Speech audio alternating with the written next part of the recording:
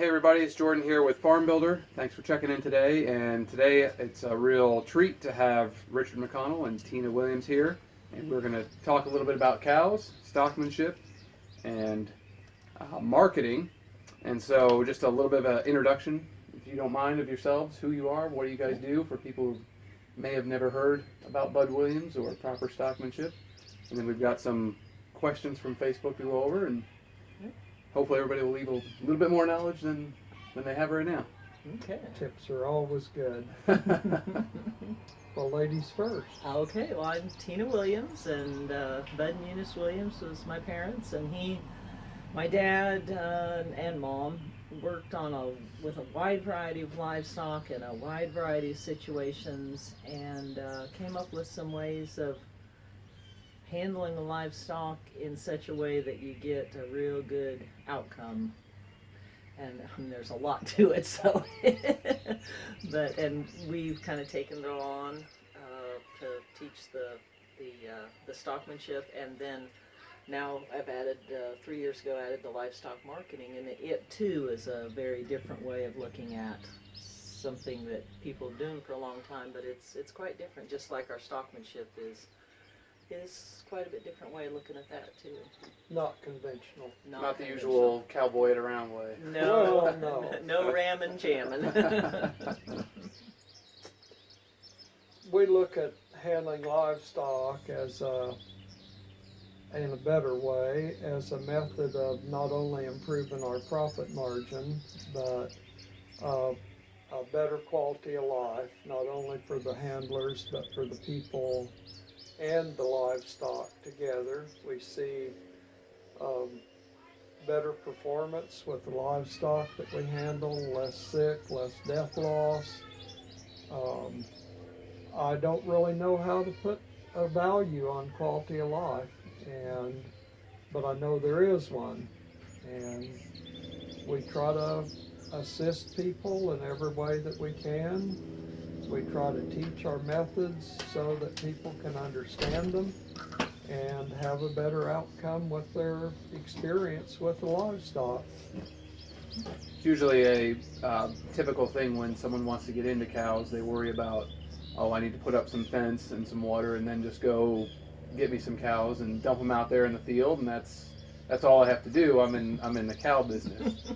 And something that we've learned in the school, and this is my second one to go through, is there's a very wrong way to treat the cows and handle them, and there's a right way that things can be done. And what is natural or instinctual for us as humans is not the right way. They're anti-proper stockmanship ways, instincts. Yeah. Because our instincts, since we are a predatory animal and we're trying to work and communicate our desires to a prey animal, a lot of times we don't understand how to communicate what we want to achieve what we need done with the animals that we're working with. And we try to show that the things that people instinctively do are exactly opposite of what we should be doing to get the desired outcome. I know a lot of guys I know in the area who do cows. They measure, the roundup day by the cans of skull that are consumed and the gallons of gas that are run through the four-wheeler, and the number of Hail Marys they'll need to say for their cursing on Right. Sunday. But it doesn't have to be that way. We've seen demonstrations. You guys have done videos of how Bud works cows, and as we joke in the school, he's real lucky.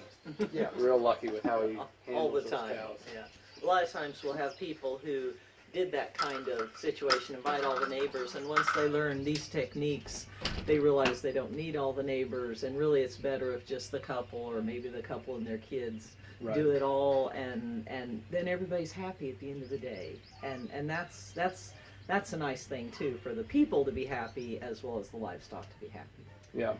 We see excitement as the enemy and calm as our friend. And I think even people that have no idea about handling stock or that they have to understand that excitement destroys reality a lot of times for people and livestock both. And I want to keep an animal that I'm working with in a calm state of mind, focused on me, and me focused on its movements, especially what I'm causing, because what I'm going to end up with was what I caused.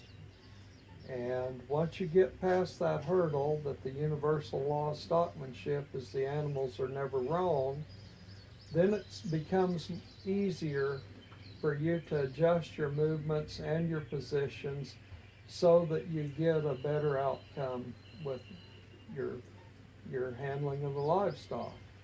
It doesn't seem to matter whether it's cattle, sheep, pigs, goats, hogs, elk, reindeer, buffalo, it all works the same. Anything that you can drive, these techniques work on. Mm-hmm. And it's something that the concepts are simple, but actually getting out there and doing it is a lifetime of learning. Right. And experience. And practice. Yes, and practice, determination, desire, all the things that goes into it. Right. So before we jump over to some of the questions you guys submitted, I wanted to talk for a couple minutes about marketing. That was the other side of the school. Again, the traditional thing is you go buy some calves in the spring and you throw them out in the pasture, and then you sell them in the fall, and you hope there's enough money to pay the taxes and the vet bill and for the cans of Skull to round them up, and that will determine whether the market gods have blessed you with a profit that year, or if you can go fuss down at the county diner about your losses again. Right.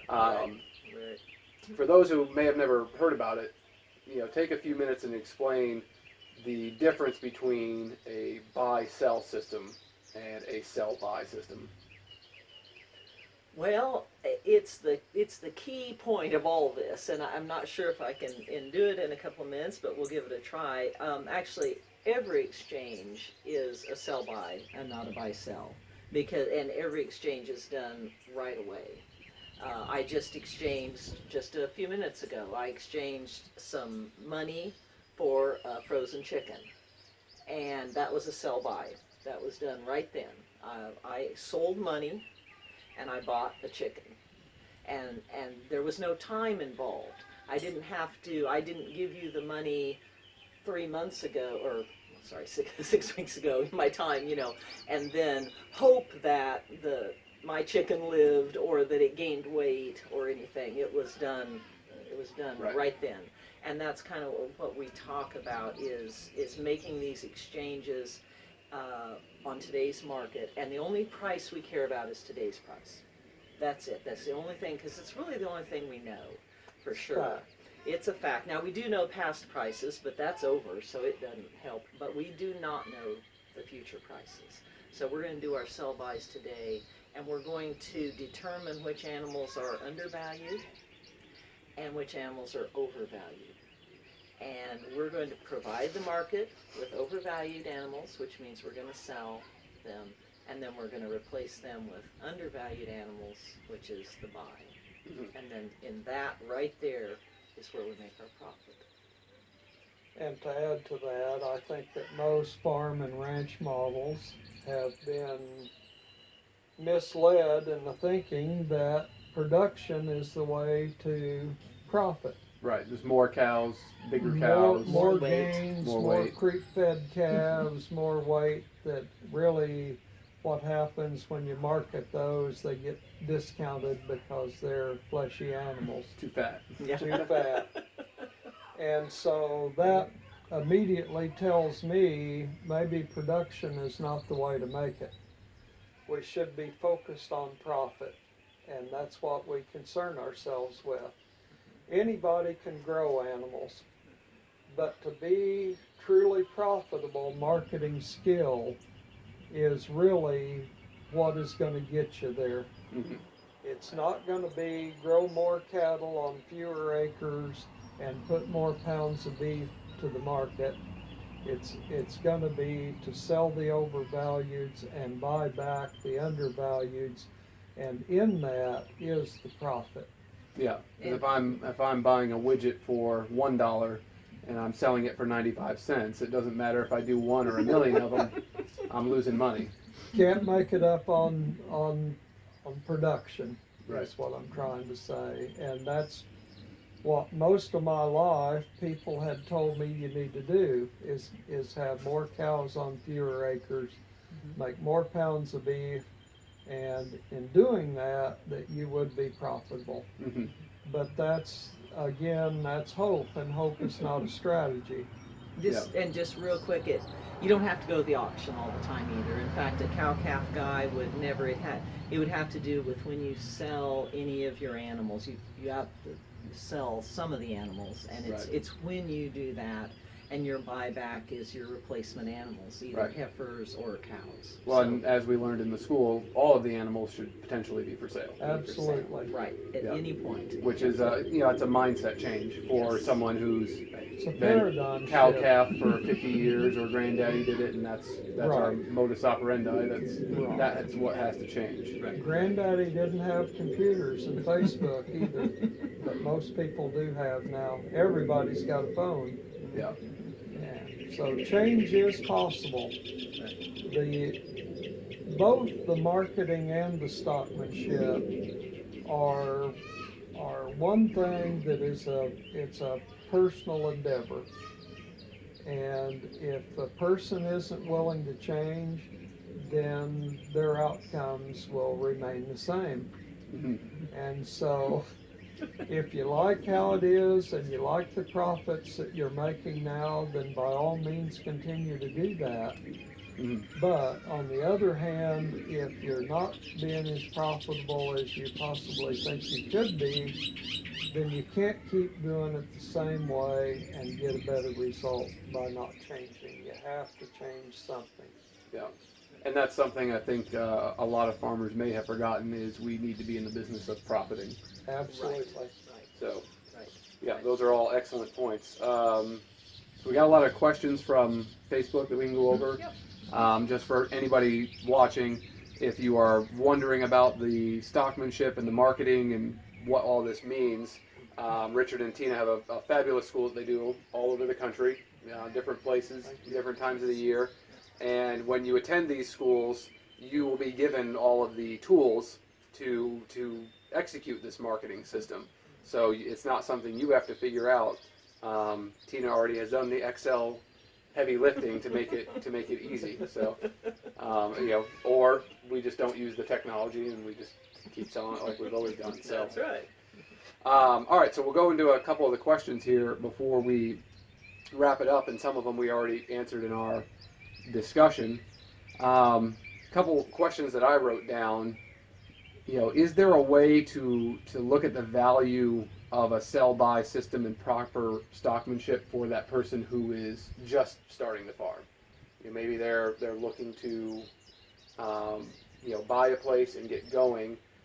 What's the value for that person to decide right now on how they're going to do it? If they're going to use a strategy for what animals they buy and when they sell them, or if they should just do what the neighbors do strategy. It's absolutely crucial, and honestly, sell-buy does not just apply to livestock.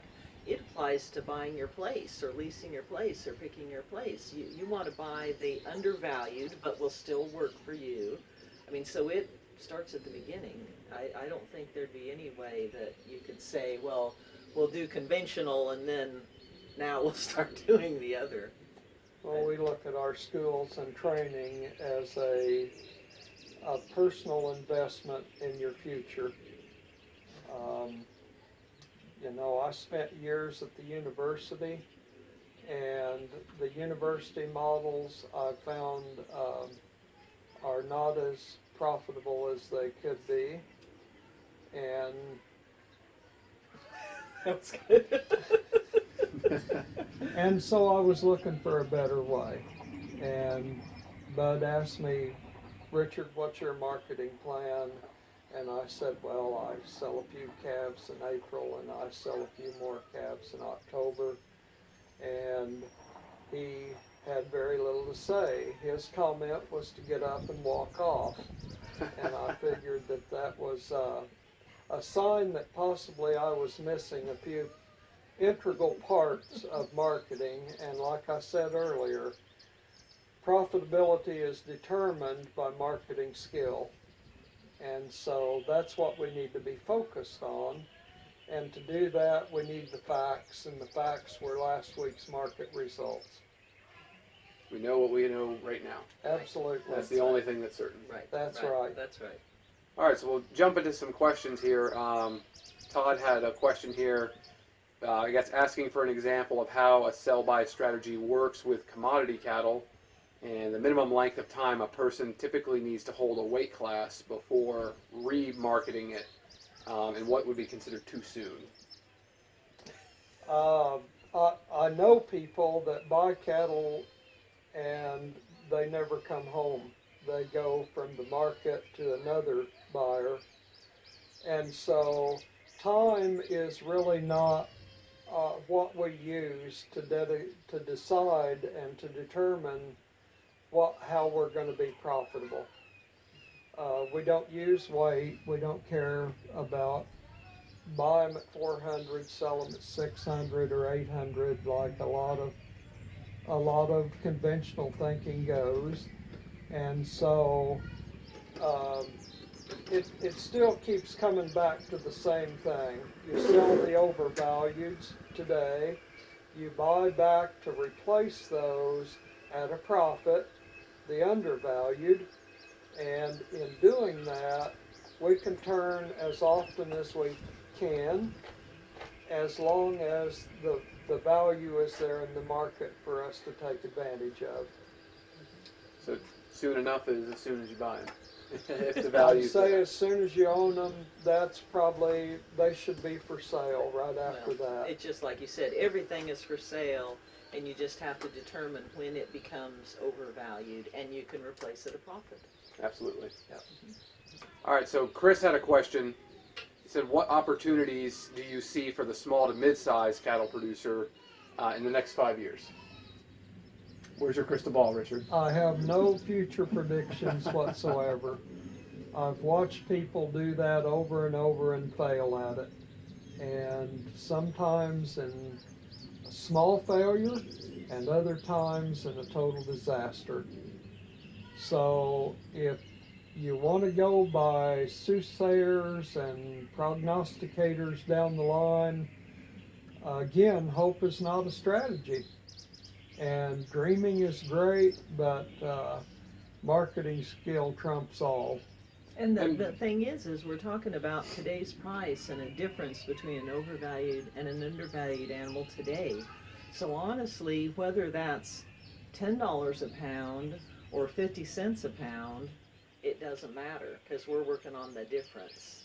And so that's why Dad always said he made more money in a down market than an up market, which I think is basically his question. Is the market going to be going up? Right. Are we in an upward trend, downward trend? And we have no idea, and we don't care. Yeah. And that's the beauty of a sell-buy, is it doesn't matter It's today. where the market is. Absolutely. Because there always is going to be an overvalued animal, and there always will be an undervalued animal. That's right. Because if you have one, you must have the other. Yep. Right. So we're not buying an animal and hoping the price goes up. Right. So we don't need to worry about 5 years. So the opportunities are great. And people will probably still be eating beef in 5 years. That's right. That's I'm hoping. I will be. All right, Graham had a question here. Any advice for developing fence, water, and working systems that are highly portable? This is kind of a little outside of our scope, but just portability systems. Have you seen advancements in this in the last decades? Do we need to have the prison experience on our farm ready to go before we bring cows in? We need a well-designed, well-structured area that we can receive calves or to wean in, that we can hold these animals there at least until we get them settled down and trained to drive, to handle, and at that point we can introduce them to electric fence.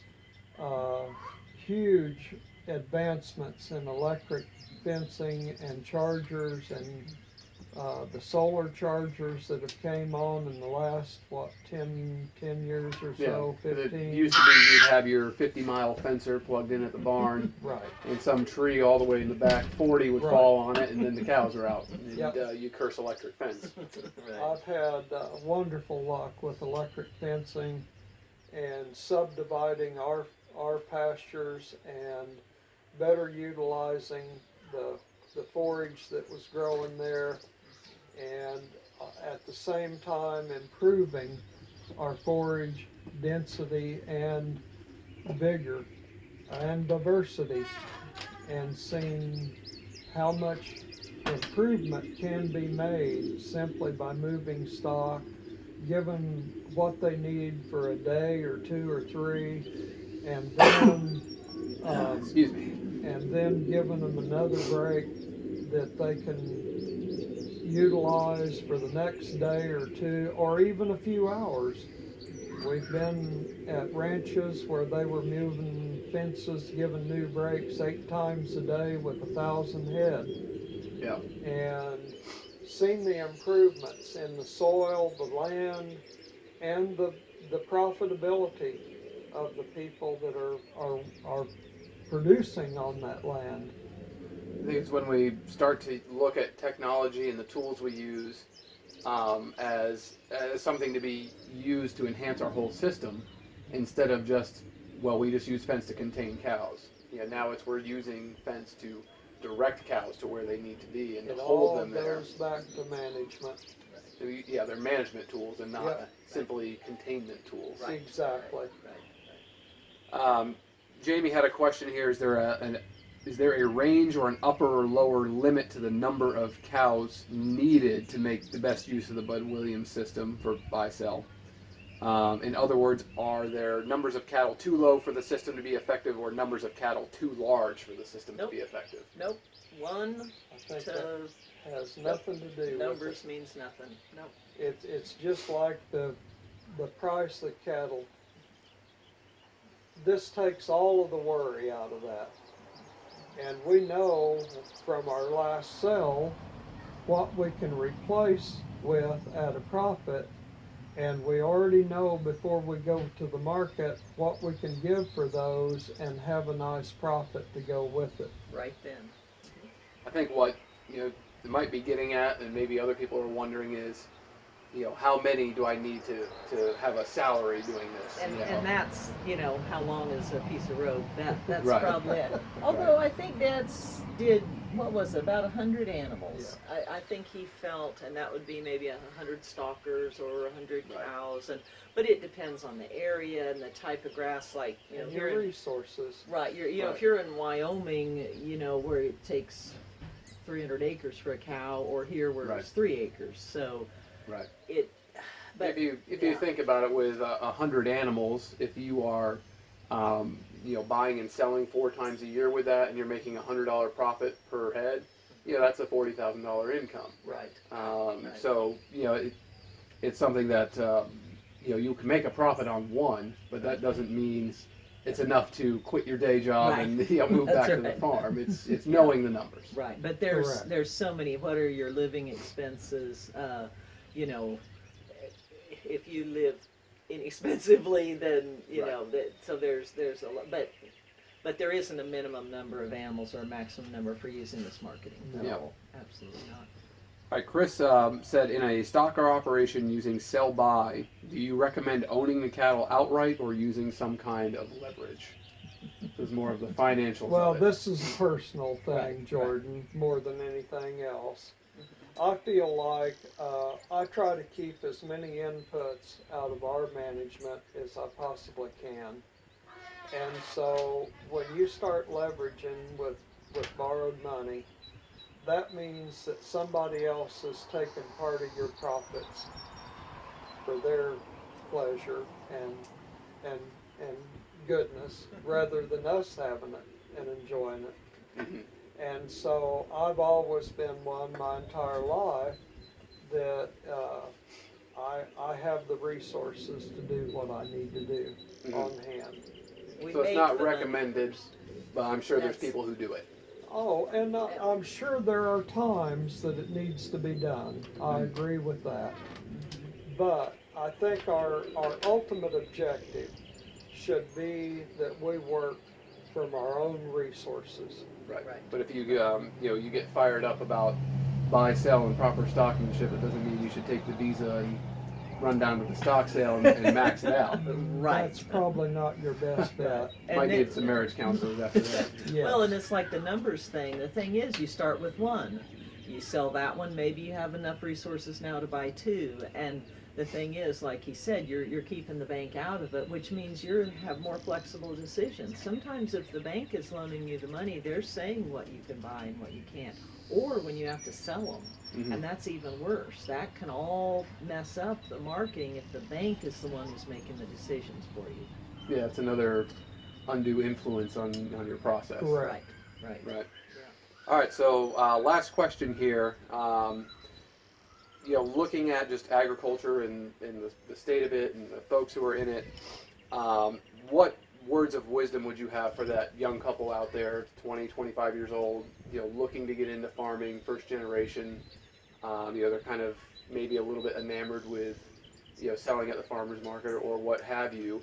We were talking about a situation like this earlier with someone who was just overwhelmed and seems to be a very common thing. If you could say, one or two things to that young person looking to start farming, what would it be? I'd begin with invest in yourself. Find the people that have the knowledge to do the things to be profitable. Learn management.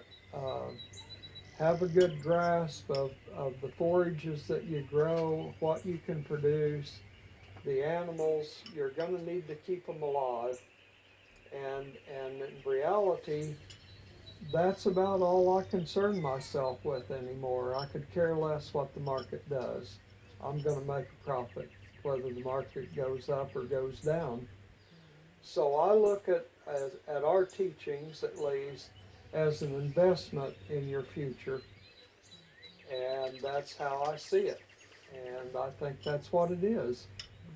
So I would recommend that anybody trying to get into this business should have some basic skills and knowledges before they branch out. Right. Yeah, everybody would laugh if you just went and quit your job to start working at NASA building rockets. Right. Not a good idea. Right. But it seems They perfectly acceptable to quit your job at NASA building rockets to go start farming. start Correct. farming. And Yeah. don't try and do too many things at once. Don't get some sows and some chickens and some cows and you're gonna do all that and then you've got your stall at the farmer's market all bought. Start slow and Find something learn. you can do and do well. Right. Mhm. Right. And I think, at least, again, my opinion is I want to improve every day. And by those small improvements every day, those add up over time. Mhm. And once you have one enterprise and you've been successful at that, maybe you got a grasp on how to do it and be profitable at it. Maybe that's a good time to start looking into other enterprises that you might also be well rehearsed in that you can be profitable at as well. Good words. All right. Well, thank you guys for sitting down with us today and discussing these things. It was a great school to attend. Like I said, second time for me. Hopefully we'll have a third time here in the near future. Absolutely. For anybody still watching and hanging around, make sure you check out their websites, handinhandlivestocksolutions.com. And you can learn about them, what they do with their schools, and just even what they said. I will 100% back up that the best investment you can make is in yourself and in education, and that applies to farming as well as to any other industry that if you're not moving forward and learning, you're going backwards. That's That's correct. There very is no key. staying status quo. Yeah. You're either getting better or you're getting worse. That's right. Yep. And one other thing, stockmanship.com also. A lot of resources, a lot of material that you can review, resources, tips that will improve at least your ideas about how to approach things and maybe get a better result. Excellent. All right. Thank you very much. You're very welcome, and thank Yeah, you. thanks for having us. Absolutely. So you can find us on Facebook at Farm Builder Entrepreneurs. You can also find us on YouTube, Farm Builder channel, and hopefully coming very soon will be farmbuilder.us. So you can look us up there, and we hope to see you all around sometime in the future. Until then, good luck.